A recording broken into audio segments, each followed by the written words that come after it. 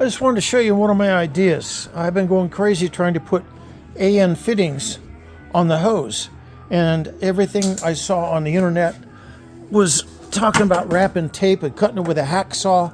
Lord almighty, that'll never work. So this is what it's like when you're done. What I found works really well is I take a hose clamp, one-person photographer, put a hose clamp on here and clamp it down tight. Then what I do is take the air tool and just cut it. And when I do that, I get a real nice finish. Let me put the phone down. And now we're going to make the cut.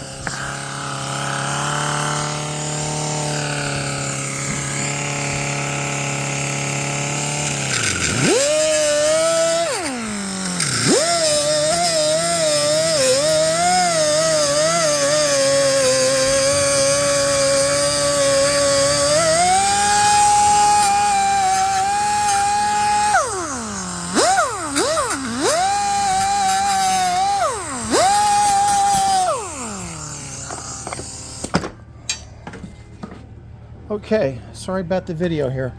Now I got this thing on here, I can take off the hose clamp. There we go. And I got a pretty nice cut on the end of this thing.